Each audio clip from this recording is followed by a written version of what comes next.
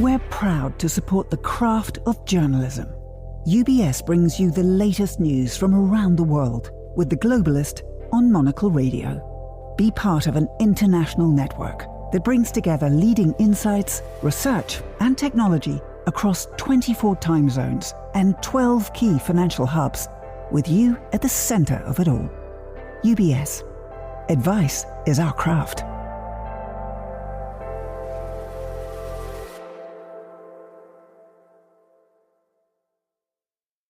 You're listening to The Globalist, first broadcast on the 5th of August 2025 on Monocle Radio. The Globalist in association with UBS.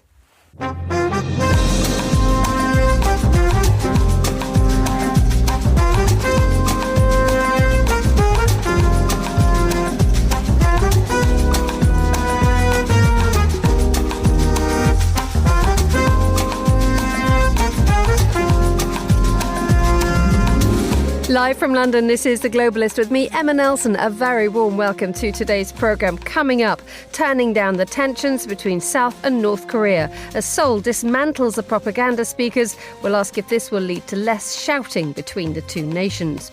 Also ahead in the next 60 minutes. Well, there'll be sanctions, but they seem to be pretty good at avoiding sanctions. You know, they're wily characters, so we'll see what happens.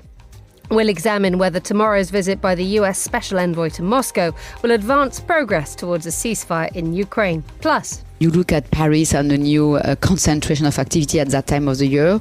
So where we were doing, like 5 years ago, 30 million during that week, we are doing about 100 million that week. The president of Christie's Paris will outline her love for auctions and for 20th century art. Plus the newspapers in the Middle East, the latest from the world of luxury, and we'll hear news from Theatreland too. That's all ahead on The Globalist, live from London.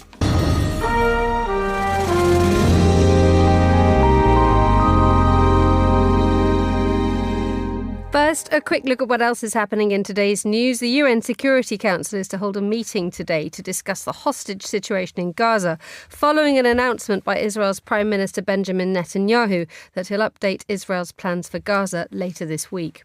President Trump has said he'll place substantially higher tariffs on India in response to its continued reliance on Russian oil. And Republicans in Texas have voted to arrest 50 Democrat legislators who've left the state in order to block changes to the congressional map. Stay tuned to Monocle Radio throughout the day for more on these stories. But first, for years, oversized loudspeakers have stood along the southern border between North and South Korea. They've blasted anti-Pyongyang messages to citizens in the north, but in an effort to improve relations between the two countries, which are officially still at war, Seoul switched off the messages in June, and the speakers themselves are now being dismantled. Well, I'm joined now by Stephen Borowick, who's staff writer for the Nikkei Asia in Seoul. Very good afternoon to you, Stephen. Hello. So what did the speakers broadcast? It's a mix of things. I mean, sometimes it's just K-pop songs as a way of kind of demonstrating the, how South Korea is a more culturally free and culturally advanced place. But it's also just kind of dry recitations of facts that are meant to undermine the version of reality that North Korea's leadership presents. I mean, they will say something like, they will include things like facts about how South Korea is a much richer country with a much larger economy.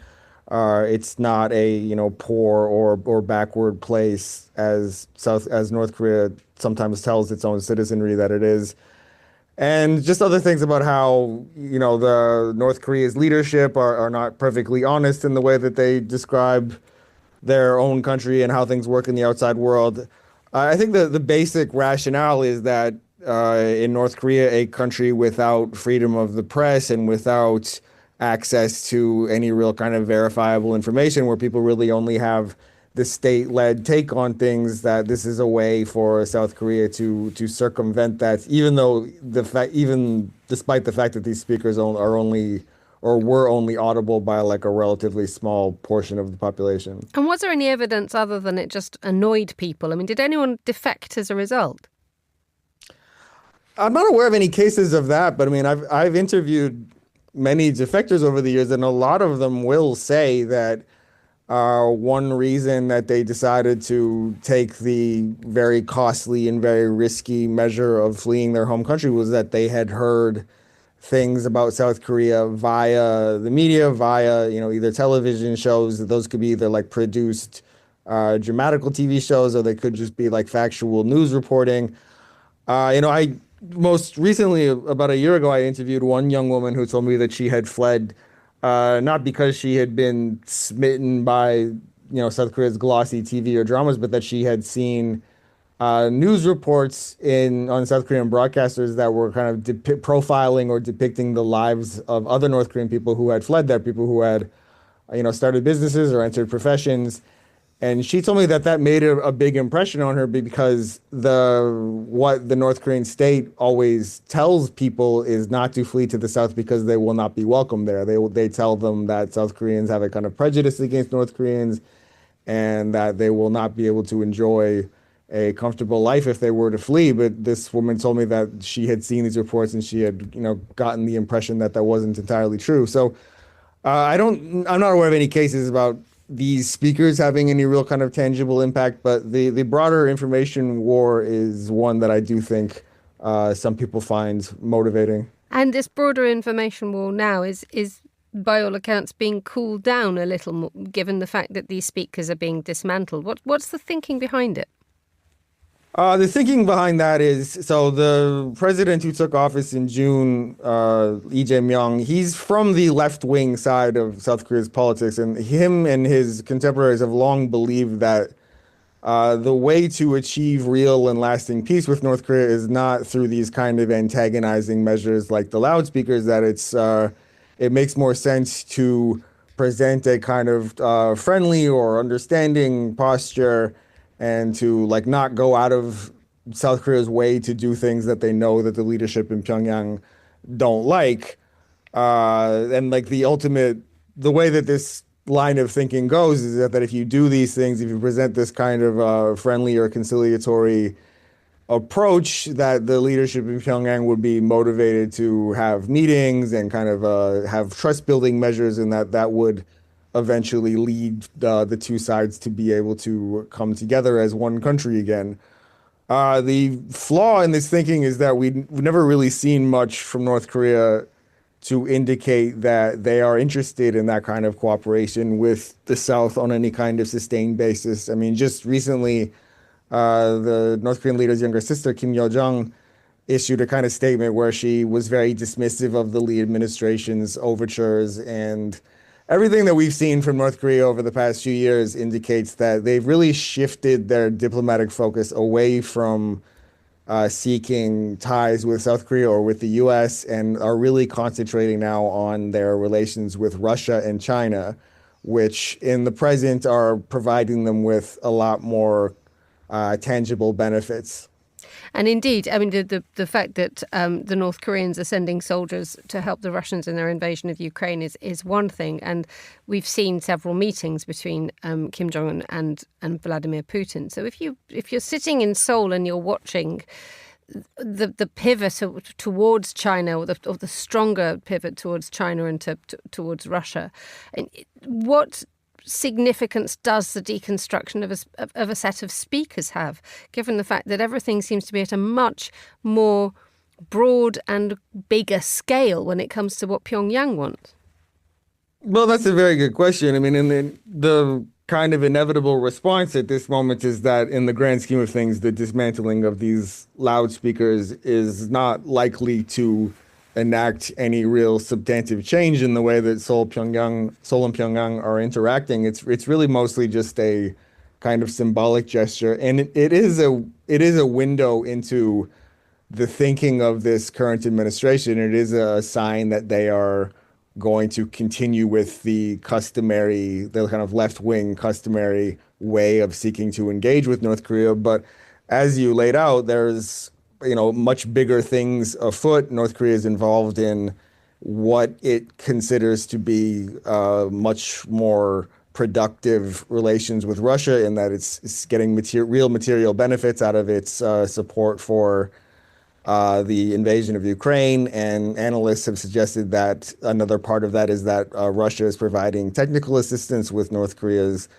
satellite and missile program. So Right now, we don't have any indication that the Lee administration's efforts to dismantle these loudspeakers will lead to any real kind of significant outcome. Plus, we have South Korea expanding joint military exercises with the US, with more security cooperation with Japan. That blend of soft and hard power is still very much on the cards.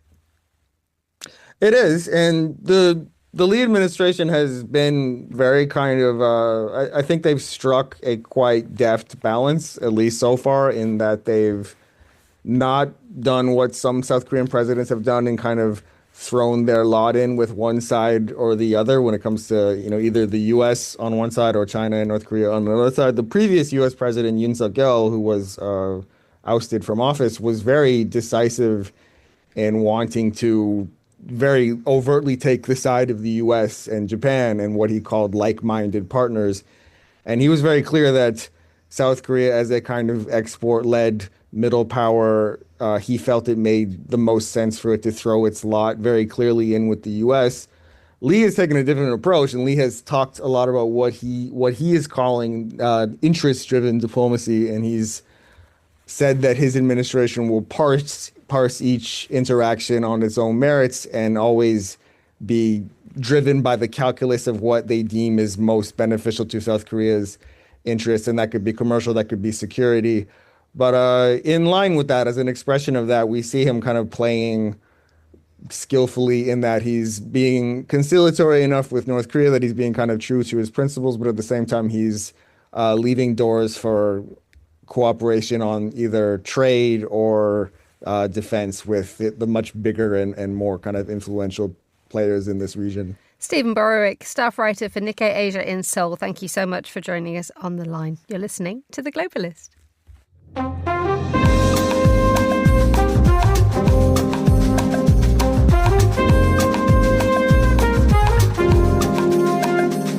9:11 in Moscow, 7:11 here in London. Now, the US Special Envoy Steve Witkoff has a difficult brief this week as he travels to Moscow. First, President Donald Trump has imposed a deadline of Friday by which Russia has to agree to a ceasefire with Ukraine or face tougher sanctions from the US. Secondly, earlier this week, the US ordered 2 nuclear submarines to be positioned in what were described as the appropriate regions. It was in response to remarks from the former Russian President Dmitry Medvedev. Well, to bring us up to date about what is on the cards this week, I'm joined by Jenny Mathers, who's Senior Lecturer in International Politics at Aberystwyth University. Welcome back, Jenny. A very good morning to you. Good morning. So do we know exactly when Steve Witkoff is going? There have been toing and froings about dates. Yes, well, apparently it's either going to be Wednesday or Thursday, and the latest I've seen is that it's more likely to be tomorrow, Wednesday. But it, like so many other things, seems to be a little bit uncertain. Okay, so is there any certainty about what will actually happen when Mr. Witkoff gets to Moscow? Is there a sense that actually he will have an audience of Vladimir Putin? Well, Putin's spokesman, Dmitry Peskov, has been giving some commentary about that recently, and he has said he wouldn't rule out a meeting between Witkoff and Putin, and that Russia is always pleased to host Steve Witkoff, who is, a very intelligent man and gets along very well with Russia, et cetera, et cetera. So they're making the right sort of noises, encouraging the U.S. To see that this trip won't be without, any merit, that there will be some point to it. But there's nothing absolutely definite yet that is being shared. I mean, this line that they're saying that Mr. Witkoff is intelligent and et cetera. I mean, is there a sense actually that that Witkoff's diplomacy is being tested ultimately here? Because first and foremost, Donald Trump has described the Russians as wily characters. So we're not coming from a position of trust by any means now. But we also perhaps have a sense that because Witkoff is quite an experienced individual when it comes to international diplomacy, with a background in real estate, that Russia could just run rings around him. Yeah, absolutely. I mean, Witkoff's, experience in diplomacy is very, very recent indeed. It's only since, Donald Trump returned to the White House in January that he's been elevated to this particular role and sort of pushed forward. And his main qualification seems to be that he gets along well with Donald Trump and he's someone that Trump trusts. So I don't think Witkoff's successor failure in this particular trip is going to damage Witkoff's own position within the Trump administration. It'll be interesting to see what happens, because based on past experience, what we've seen is that, Putin will meet Witkoff and they'll have a nice conversation, and Putin will be very flattering towards Trump and maybe send back another, expensive gift like the last one, which was a very large portrait of Trump. But actually nothing will change in terms of the war on the ground. And this is something which is concerning everybody, but not least there is the framework that Donald Trump has placed around this, which is Friday's deadline that Russia must say something to enact a ceasefire in its full-scale invasion of Ukraine. The likelihood of that is what? I think it's very small indeed. It's much more likely that Putin will find more excuses, or he'll make some kind of truly meaningless gesture which won't reduce the hostilities at all, because Putin and others in his administration have made it really clear that Russia has particular goals and in this war, and that until those goals are achieved, or perhaps until Russia is definitely defeated, that there's going to be no real meaningful move towards peace. And in that context, with Donald Trump this week saying that there will be tougher sanctions. Furthermore, the intention to deploy nuclear submarines to what is being described as the appropriate regions. That mixture of stick and carrot. To what degree does the United States actually have any advantage in this situation? If one thinks about the sanctions that are being imposed on Russia, up until now, Russia has managed to survive reasonably well, given the sanctions that have been imposed on it since 2022. Yes, I mean, the U.S. does have things that it could do. For example, it could drastically accelerate its military and financial support for Ukraine, which it hasn't done under Trump. That would make a big difference on the battlefield, and that's really where Russia can be deterred or punished, if you like, for its war in Ukraine. But the particular tools that Trump has chosen are not necessarily going to be very effective. So moving nuclear submarines around, I mean, this is a classic, signaling gesture, which, many American presidents have done this kind of thing in the past. It's doing something without really doing anything. So it's quite vague, but it sounds very threatening. And then threatening sort of secondary sanctions against countries that buy Russian energy, like India, for example, is the latest one in the firing line. Well, India has indicated that that's not going to make a difference to them in terms of their willingness to buy Russian energy. So what will the impact be, really? Well, maybe very little, if anything. So what would make a difference then? And Kyiv is still hoping for a real change in support, perhaps a return to the level of unconditional backup that was offered by the likes of the Biden administration. Well, even the Biden administration never offered absolutely unconditional support. There were always conditions and boundaries and rules. And of course, one thing that Trump has done is be very clear that he doesn't think that Ukraine should be joining NATO at any point in the future. He could make a different statement there. He could open up a lot more American military aid and in various ways that would really both help Ukraine defend its cities and protect its cities, who have been really hammered in the past few months by Russian missiles and drones, but also helped Ukraine to sort of push the Russians back. And so far that seems to be a step that Trump isn't even thinking about. Jenny Mathers, Senior Lecturer in International Politics at Aberystwyth University. Thank you so much for joining us on the line. Still to come on today's programme. Whether it's a luxury brand or a high street brand, I think they want to invest in something that shows craftsmanship, that shows a certain level of manufacturing. That's our luxury markets editor, Brenda Toohey there. She'll be going through the latest sales figures in the sector a little later on today's Globalist. Craft is a matter of perspective, a unique outlook, an obsessive attention to detail. With UBS House View, you get the big picture in bite-sized articles, delivered daily and curated by over 200 globally connected, locally active analysts, all focused on identifying the latest investment opportunities and market risks to help you achieve your financial goals. UBS, banking is our craft.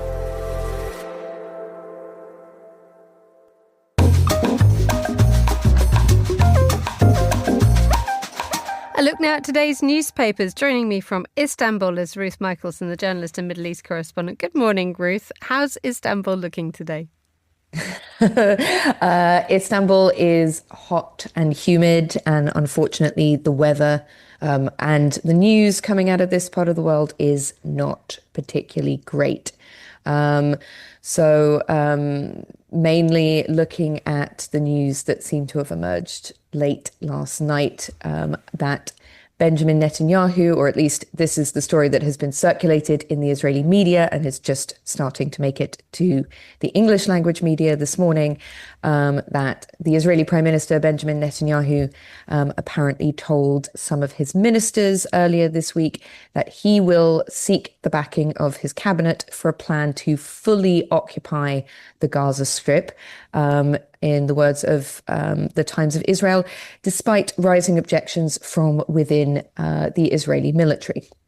So this is something that broke last night, and we've now got a UN Security Council emergency meeting this morning to discuss it. What has been the reaction? How are the papers reacting to this, given the fact that this is something to do from within Israel, at least? The call is still very much in the last recent days, in particular, to focus on the release of those Israeli hostages. Absolutely. I mean, I think that there is some very vague hope within the media coverage of this, that this might on some level be a negotiating tactic. And certainly in the reporting, we see this in the Washington Post, in the New York Times, that this news is framed within the discussions around a potential ceasefire.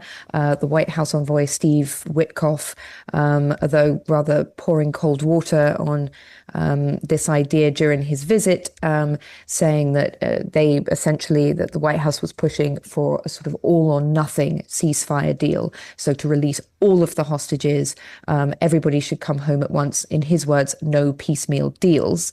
But within Israel, there have been, we've seen this covered in Haaretz, there's coverage of this in Time magazine as well, talking about the domestic reaction to the awful images and pictures of the Israeli hostages that were released over the weekend, the images, where their families took to the streets to protest, to demand their immediate release.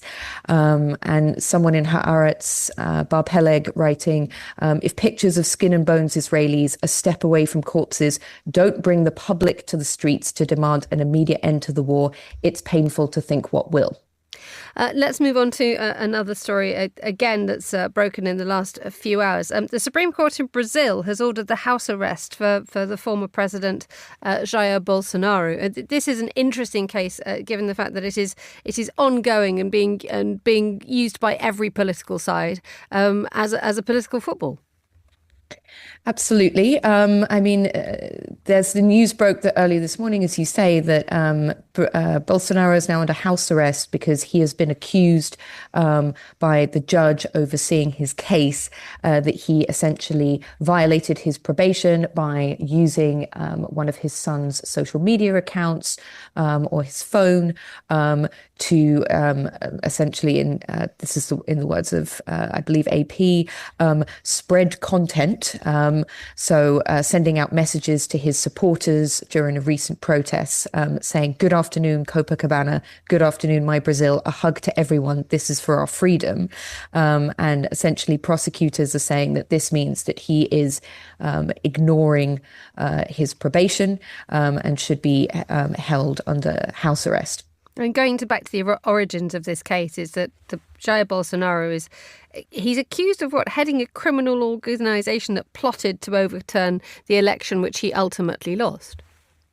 Exactly. And something of an example to the US that this is something that occurred at least 3 years ago, and this is still being tried now, and that there are efforts to try everybody that was involved in the alleged coup attempt where his supporters stormed the Brazilian capital. Al Jazeera reporting that if Bolsonaro was convicted of masterminding a coup, this carries a prison sentence of up to 12 years, and that prosecutors have also gone after some of his son's assets, because they suspect that those funds are being used to lobby the Trump administration against the Brazilian government to protect a Trump ally. Okay, moving on to articles, not just in the New York Times, but actually in all the international media. This ratcheting up of tensions. Donald Trump says that there will be a significant increase in tariffs against India because of its continued reliance on Russian energy. Yes. So after imposing a 25% tariff on Indian products late last week, Donald Trump has now turned against the Indian Prime Minister Narendra Modi, a longtime ally, and has essentially threatened more tariffs if they continue to buy Russian oil. Mentioned from Al Jazeera that India is the second largest buyer of Russian oil after China. And some rather interesting reporting from CNBC talking about the reaction to all of this in India, this increasing hostility from the White House, calling it India navigating a tricky balancing act, which is sort of an interesting way to interpret the loud noises coming out of Washington. But apparently officials in New Delhi have remained non-committal about whether they will stop buying Russian oil. And a foreign ministry spokesman just said that they will continue importing its energy sources based on the price at which oil is available. In other words, Russian oil is cheaper for them to buy. They can make more of a profit. And so they intend to keep doing what they're doing despite these tariffs. Indeed, because India doesn't produce any of its own oil itself, but it relies incredibly strongly on Russian oil, doesn't it, on Russian energy? Well, exactly that. And this is why it is, as Al Jazeera mentioned, the second largest buyer of Russian oil after China. And so, also mentioning here that prior to the war in Ukraine, it was importing just 1% of its oil from Russia. And so this is something that has been a little bit of a boon to countries that are wanting to import Russian oil much more cheaply. But this is something that we've seen the White House try to crack down on, not just the Trump administration, but the Biden administration before that. But Trump now being much more aggressive with the idea of what's called secondary sanctions, going after countries that import Russian oil. And Steve Witkoff on what some might regard as a potentially doomed mission to Moscow later this week to try and broker a deal to end the war in Ukraine that could put an end to this. Finally, in fever dream news, NASA wants to put a nuclear reactor on the moon.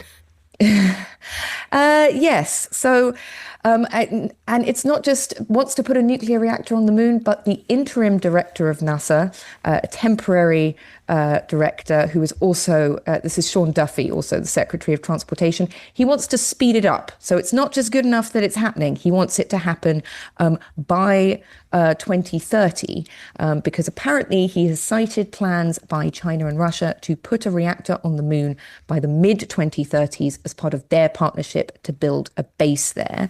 And so he fears that this could mean that they would create what he called a keep-out zone. I'm sure that's the scientific term, that would inhibit what the United States could do. So as a result, he has decided, according to Politico, the New York Times, he's going to win the second space race and put a reactor on the moon's surface, which apparently NASA's been discussing doing for some time. He wants to speed it up. Politico mentioning that this is coming just as NASA faces a massive budget cut. But the thing that stood out to me is that it's meant to just produce at least 100 kilowatts of power, which is enough to power 80 households in the United States, just 80 households. So you really have to wonder, what is the point? The cost ratio benefit. Thank you so much for that. Ruth Michelson on the line from Istanbul. You're listening to The Globalist live on Monocle Radio.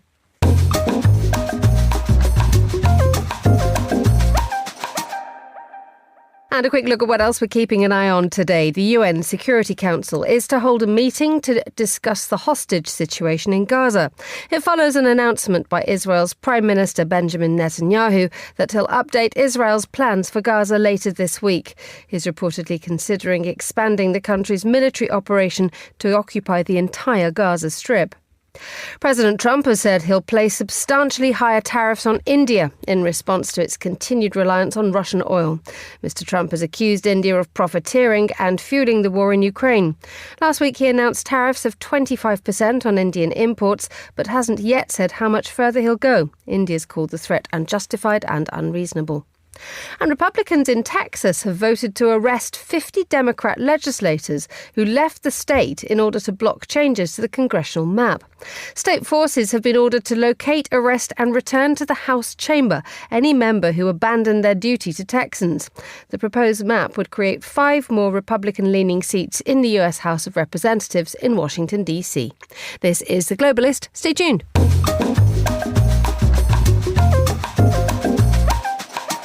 16:30 in Sydney, 8:30 in Zurich. Now on Sunday, tens of thousands of people took part in a pro-Palestinian march across Sydney Harbour Bridge. The following day, the Australian Prime Minister Anthony Albanese formally requested a phone call with the Israeli Prime Minister Benjamin Netanyahu and also announced an additional 20 million Australian dollars in humanitarian aid to be sent to Gaza. Well, I'm joined now by Alex McKinnon, who's a journalist based in Sydney. And Alex, you were at the protests, weren't you? A very good evening to you. Very good afternoon to you. Thanks for having me. Just tell us what they were like. Well, firstly, I've seen headlines that have said tens of thousands of protests. The estimate from the New South Wales Police was about 90,000. But they have a history of underestimating turnouts of this size. More independent analysis has put the estimated turnout at anywhere between 250 to 300,000. I was walking across the bridge with the protest at the time. The bridge is very long. It's I think about 2 kilometres long. And by the time the head of the protest reached the other side of the bridge in North Sydney, the back of the protest hadn't even approached the bridge, to the point where New South Wales Police had to turn the rest of the protest around. So it was an astonishingly large protest, I think one of the largest in Australian history. And the purpose of the protest was what?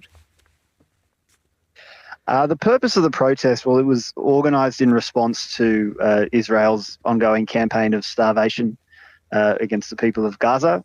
People in Australia have been seeing what's been happening in Gaza over the last nearly 2 years now, and the sort of widespread public horror and disgust against what Israel is doing in Gaza led to such a large turnout over the weekend. Primarily, I think the aspect of starvation, seeing photos and videos of people literally dying of hunger, children dying of hunger, is what I think prompted such a large and urgent turnout. This is in pouring rain as well. It is very, very difficult to get Sydney-siders in particular to turn out for the rain in anything. We're very precious of our warm, sunny weather. And so to get anyone out in cold, rainy weather to do anything, let alone go to a protest, is quite remarkable. So has the protest and its scale had any effect on Australia's government and its approach to the conflict in Gaza? It seems to have caught the Australian government pretty flat-footed, and the local state government as well, the state government of New South Wales, in which Sydney sits. The Prime Minister, Anthony Albanese, who earlier in his political career was vocally in support of Palestinians, but has been much more, I suppose, both-sided on the issue since he became Prime Minister. As you say, announced that Australia will be sending an additional $20 million in aid to Gaza. And other political figures like the Foreign Minister, Penny Wong, have started making noises that are slightly more critical of Israel than the government has been up till now. And looking at other countries who are changing their policy on this, we're looking at Canada, we're looking at the United Kingdom, and we're looking at France, all 3 countries planning to recognise Palestinian statehood. Is there any indication that Australia will follow suit? There have been hints from the government that they are preparing to consider recognising Palestinian statehood. There have been drops to friendly journalists in the press and things like that, saying that, the government is considering a recognition of a Palestinian state. The protesters themselves, their demands were much more forthright than, recognition of a Palestinian state. They were calling for Australia to sanction Israel, to impose economic and diplomatic sanctions on Israel, to expel the Israeli ambassador, and to suspend the numerous financial and economic ties that Australia has with Israel, particularly in regards to weapons exports. It does not look like the government is seriously considering any of those more substantive measures, and is probably considering more, I suppose, symbolic measures that it hopes will kind of calm public anger. Alex McKinnon on the line from Sydney. Thank you so much for joining us on Monocle Radio. You're with The Globalist.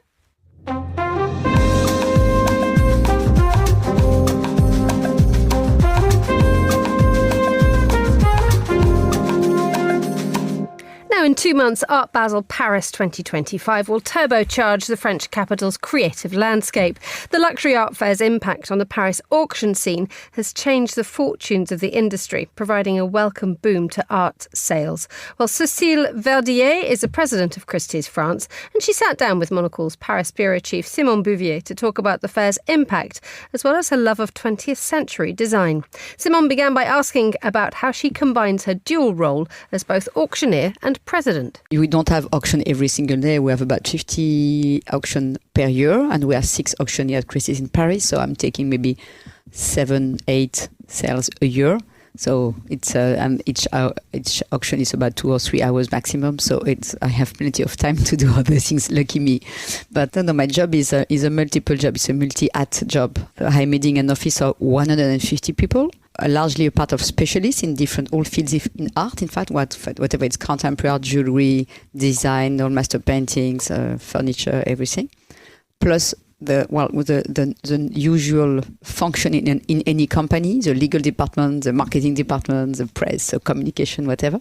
And then a huge, big pot of operations, because we are selling objects and painting. So it means it's about shipping, setup, dismantling, organizing. There's a big part of our job is about to make it happen, which means a big of operation part of it. So my job is to run this office with my managing director, to head all these people, to try to aim to deliver for our vendors the best auction is possible, to obtain the best result for the vendors and for the buyers to have the best experience in the way they like to buy and to collect in today's world. So it's to find the properties, to represent Christie's worldwide in Paris, and to be a kind of hub of creativity due to what is the Paris scene.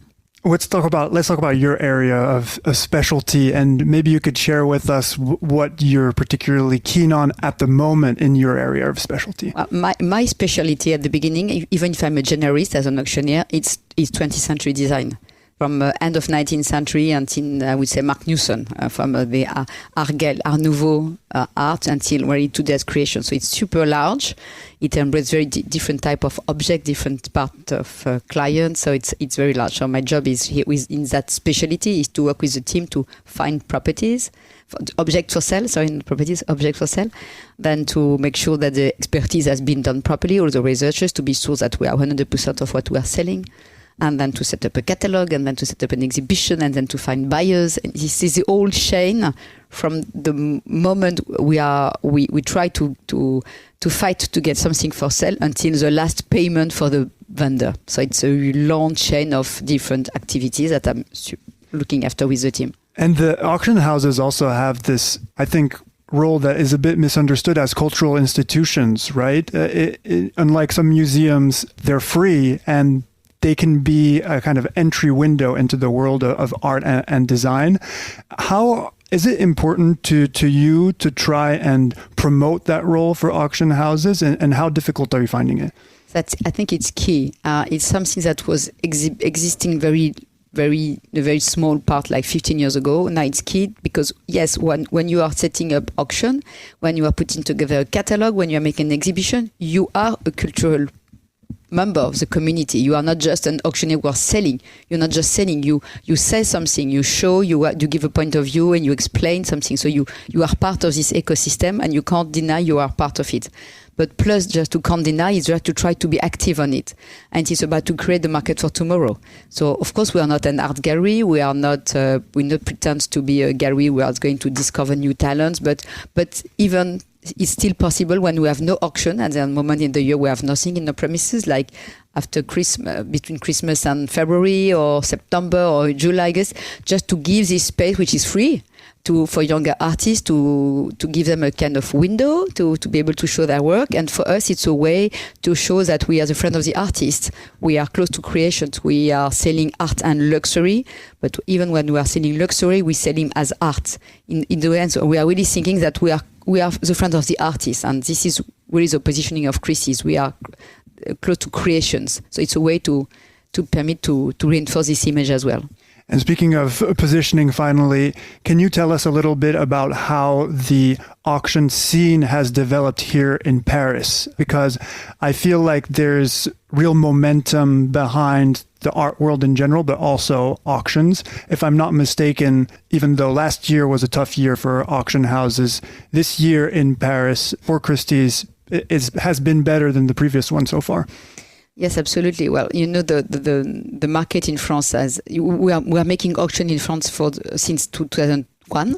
Before that, it was a monopoly for the French, a monopole for the French auctioneer. So it's pretty 25 years, and in 25 years it has changed a lot due to the size of the house that has expanded, but also because of the Brexit and kind of reallocation of a part of the auctions in continental Europe, where Paris is the heart of continental Europe.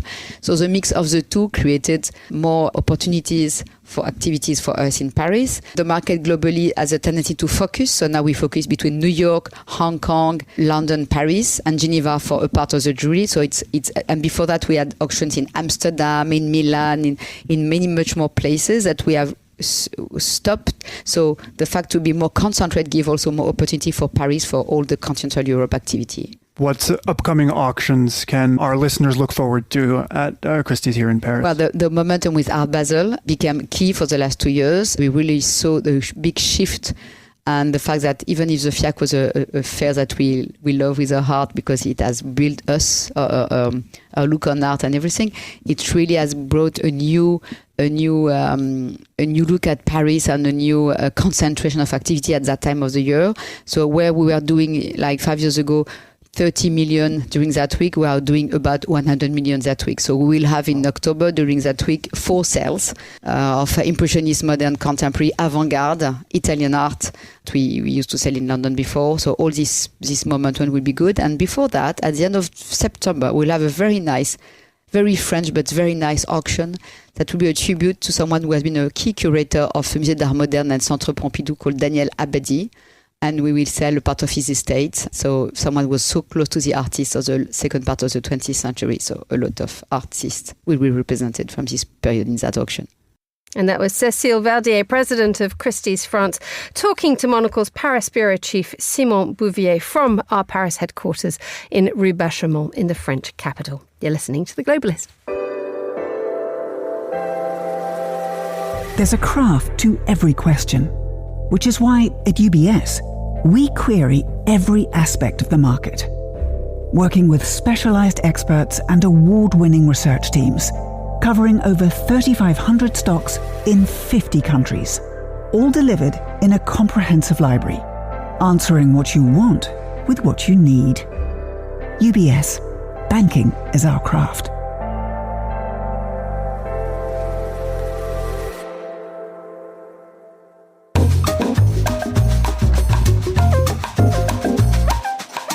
Now, luxury titans from LVMH to Kering have posted a mixed bag of earnings reports for the first half of this year. Waning luxury sales have been bolstered in recent years, but as tariffs and shifting consumer habits loom on the horizon, how can the market adapt? Well, Monocle Radio's Anita Riotta sat down with Brenda Toohey, Monocle's luxury markets editor, to find out what we can glean from this set of results. She began by asking Brenda whether the slump seen in recent years is a short-term correction or a fundamental shift in the luxury market. market? I think it actually sounds like a more long-term shift. I think it's been slowly happening over a number of years. But yeah, I think people want change and something new needs to come. I know you also speak to a lot of consumers and clients, those more on the purchasing side of the equation. Is that something you're hearing from them as well, that they're looking for change from their, luxury brand of choice? I think people are definitely looking for change. I think people are looking for meaningful interaction with a luxury brand. I think there is a big, big need now and desire to have slow luxury. And I know we've been talking about that for, 5 years, 7 years. But it's absolutely true. That is what people want. I mean, the giants, the kind of classic giants like Hermes, like Cartier, like Chanel, they'll always be fine because what they offer is timeless. They offer classics that are timeless, that you can wear today, you can wear it in 20 years. It's all fine. But I think people out there they're sick of fast fashion, whether it's a luxury brand or a high street brand. I think they want to invest in something that shows craftsmanship, that shows, a certain level of manufacturing. I know there are brands like Galello Atelier who create very classic, simple, elegant looks for women, but they might take 14 to 2 weeks to produce an outfit for you. And again, it has that classic quality. I mean, you could update it with colors, whatever, but that's beautiful. Then there are jewelers like EXA, small jewelers creating intimate pieces of wonderful jewelry with gold, with salt and pepper diamonds, special one-off pieces to cherish, pieces with stories behind them. Also, the consumer, they like to buy into provenance. Mm-hmm. Cartier has always aligned itself with royalty. It has wonderful people who bought Cartier over the years, like, the Duchess of Windsor, for example, or, Maria Felix, the owner of that fantastic diamond serpenti necklace that is currently on view at the V&A. And people love that kind of heritage and storytelling. They want a part of it. I mean, Hermes has been going since 1837, an artisanal leather goods brand, and they make their consumer very aware of their heritage. Well, that actually strikes quite a chord at this specific moment in time. I am a few months away from my 30th birthday, and I'm really flirting with the idea of buying myself my first real designer handbag. And, you do purchase it with the understanding that it's something that is going to be with you for a long time. So that makes a lot of sense. In this vein, what role is Gen Z and younger consumers playing in what's looking like a slowdown at the moment? And what does no by 2025 mean for the industry? I'm not sure that it's actually about not buying anything, a total abstinence. I don't think it's about that. I think it's about investing in quality and understanding where this product has come from, how it's been manufactured, where the materials came from, how they were gathered up.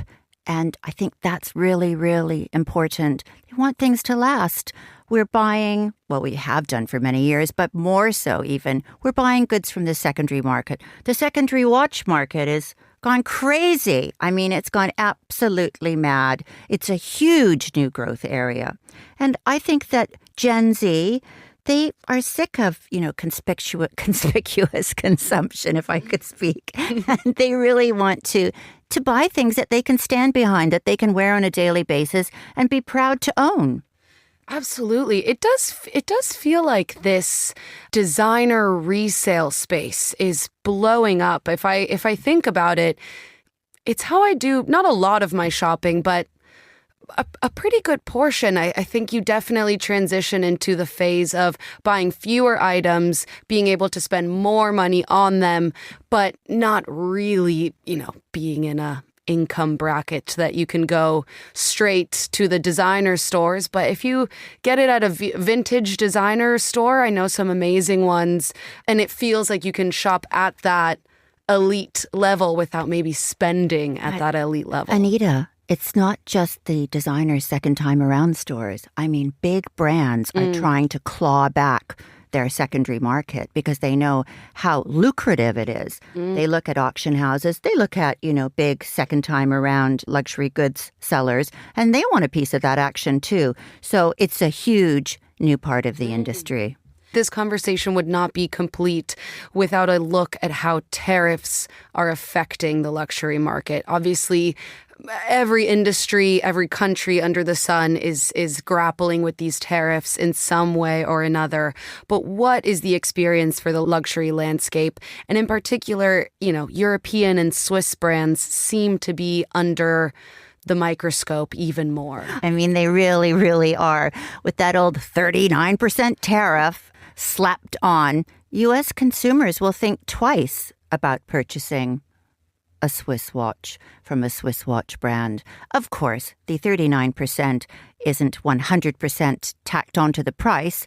I mean, the boutique will have to swallow some of that, I would imagine. But I think we can safely say that Swiss watch brands are going to cost maybe on average 12 to 14% more in the United States. So that's going to hurt. That was Monocle's luxury markets editor, Brenda Toohey. She's talking to Monocle Radio's Anita Riotta. You're listening to The Globalist.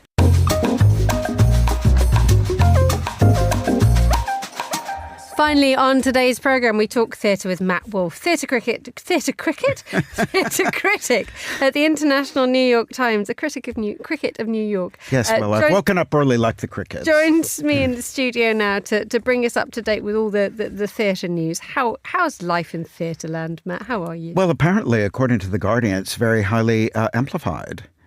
Because, yes. The Guardian has had this big piece about the use of microphones. Right. So we obviously need microphones today because we're in a teeny tiny studio. Yes. But there is this a report on the trend for actors to use microphones in areas which ordinarily you would use your voice?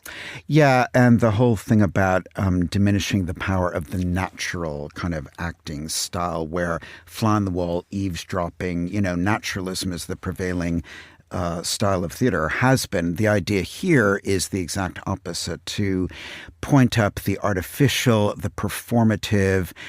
Sometimes, in the case of musicals, and we'll be talking about this, it's to give a sense of a rock gig adjacent experience. But even in straight plays like Cate Blanchett, which is talked about in this article, and The Seagull, or many things even recently that I've seen at the Donmar and smaller theaters, it's to take us out of something where you're just kind of eavesdropping and give you a sense that this is not real. This is very deliberately artificial, and pay attention. And is that necessarily a bad thing?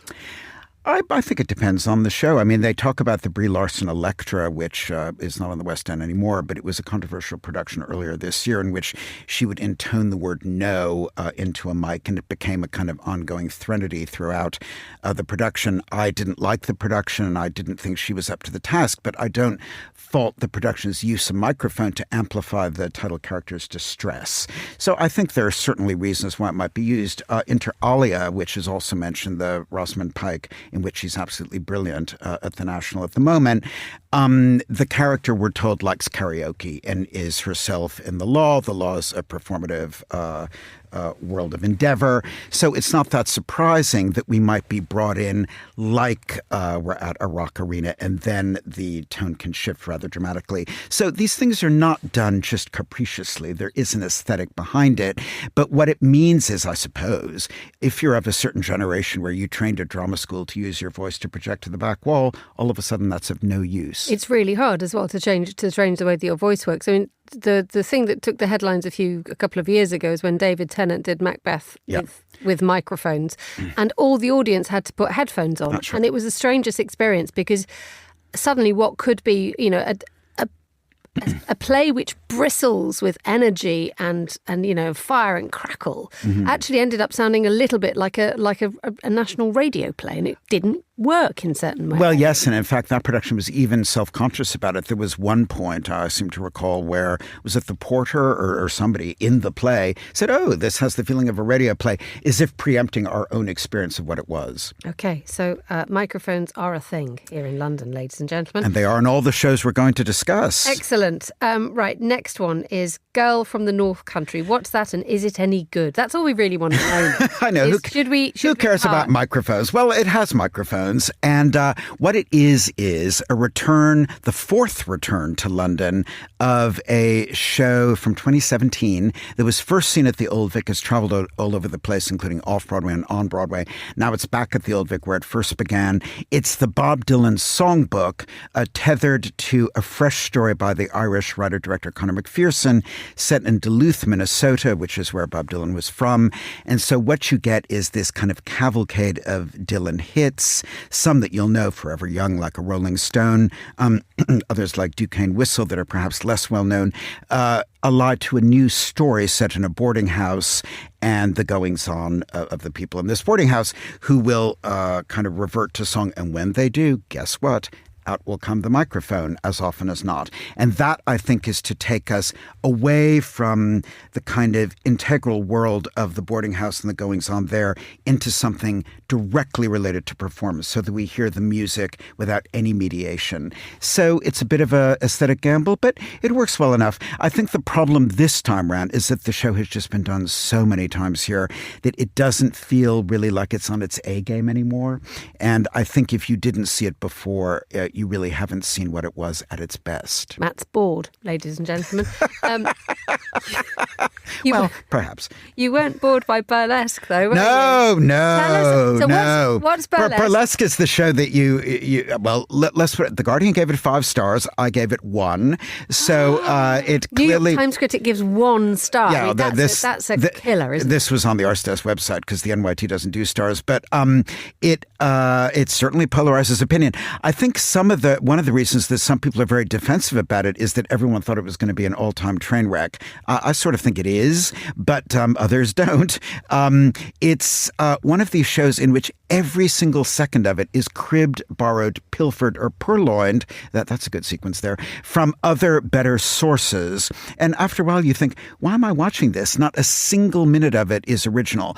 The story is as old. What's it about? The oldest time as hell. It's a small town kind of indrawn girl comes to the big city, in this case New York, in the 2010 movie of the same name. It's LA. She gets her big break. And she becomes a star in the world of burlesque. So all of a sudden she's shedding her inhibitions and her clothes. Excellent. Get it? And so you've got lots and lots of songs. 42nd Street, but with tassels in all the right places.